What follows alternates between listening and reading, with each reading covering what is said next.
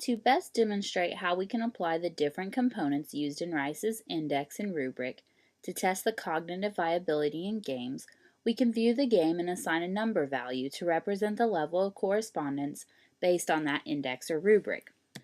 In other words, the higher the number scored, the more closely the game resembles an advanced gaming product or cognitive game. The first step we want to complete as educators is to evaluate media that we will bring into our classroom or assign for students to use on their own.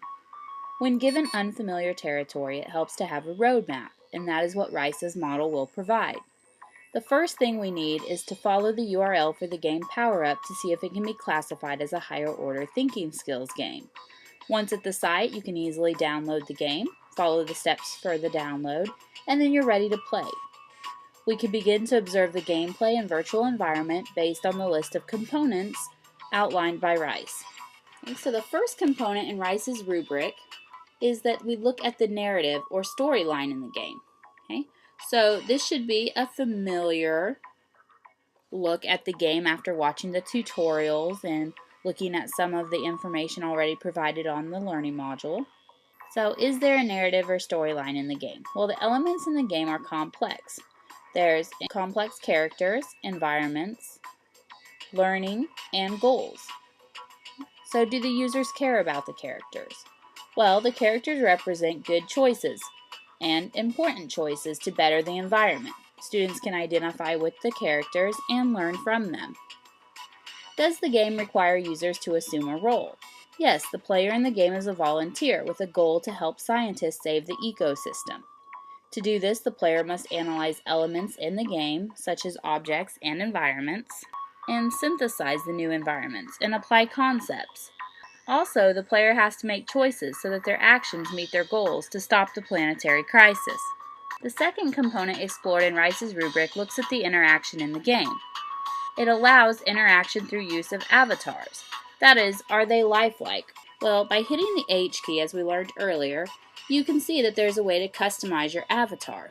So let's continue, and you can see that it is based on a human, and you can choose skin color, hair color, and clothing options.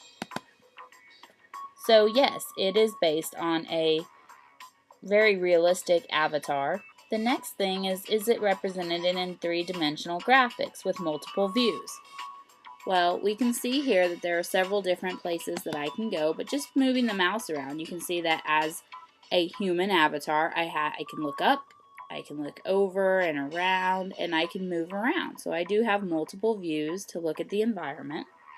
The avatars in this game do communicate verbally and non-verbally. I can talk, I can gesture, you can see that I can wave hello, and I can move about. So again, to walk, I would simply just hit the W key and I'm walking and moving around like a regular person would. You can see that there are people inside there. So who are those people? Are they other players in the game? No. They are NPCs, or non-player characters. So we've also noticed here that we have an environment that we're in right now, and does this environment replicate the real world? Well, I would argue yes. The laws of physics seem intact.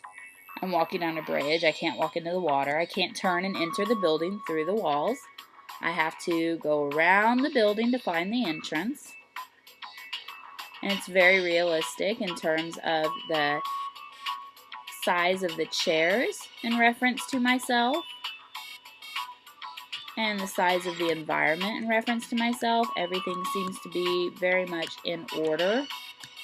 Okay, we have something here. So there's some items around. Let's go over here to this non-player character. So do the non-player characters interact and have a dialogue? Do they display artificial intelligence? Can they move around the game and respond to the player? They're not based on the movement of the individual player, but exist for all players. So yes, and we can interact with the non-player characters by hitting E to interact. And now we can have a conversation with our NPCs or non-player characters. Okay. So you can see that we can create a dialogue. And in this dialogue, we also have choices. We can decide if we want to know more about this character, or we can decide that, nope, we're going to go ahead and leave, not too interested in him. So if we go back over here to the table, we found that there was an item we could interact with. So if we hit E, okay, so we can interact with virtual elements in the game. This is one example. We can read a story. So we have some information here about the town of Oakdale in 1981. And we can see some pictures and read about flooding and reservoirs in the power plant. And this is an example of interaction within the game with a virtual element.